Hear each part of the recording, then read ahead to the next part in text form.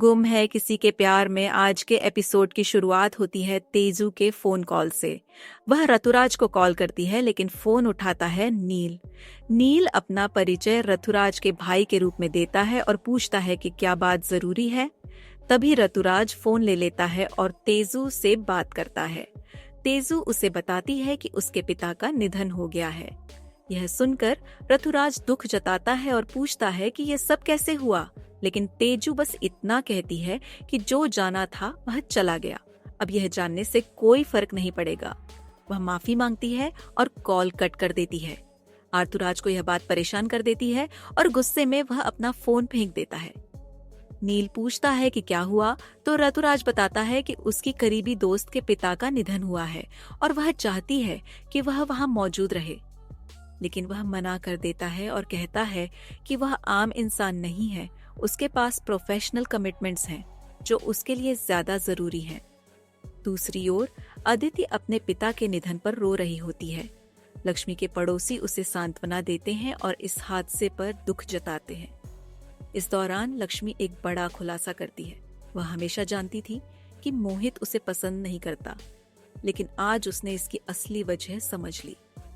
मोहित की माँ, जो अपने बेटे के खोने के गम में डूबी होती है, लक्ष्मी पर भड़क उठती है।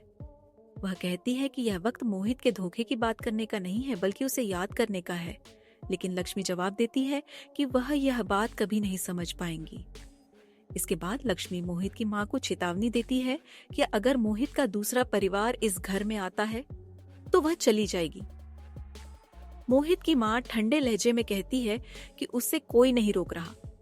इस पर लक्ष्मी कहती है कि वह कब की जा चुकी होती, लेकिन अपनी बेटी अदिति की जिम्मेदारियों की जंजीरों ने उसे बांध रखा है। यह सुनकर अदिति नाराज हो जाती है और लक्ष्मी से घर छोड़ने को कह देती है। वहीं मोहित के पिता दीपाली और संतोष दुखी मन से मुक्ता के घर पहुंचते हैं। मुक्ता मोहित के पिता के पैर छूती है, लेकिन वह पूछते हैं कि वह कौन है। तेजू मुक्ता को अपनी माँ बताते हुए कहती है कि उन्होंने ही मुक्ता को बुलाया था। यह सुनते ही मोहित के पिता का गुस्सा भड़क उठता है। वह मुक्ता को ही मोहित की मौत के लिए जिम्मेदार ठहराने लगते हैं। तेजू बीच में आकर कहती है कि वह समझ सकती है कि वे गहरे दर्द में हैं, लेकिन मुक्ता को दोष देना सही नहीं है। वह खुद भी मोहित को खोने के दुख में डूबी है।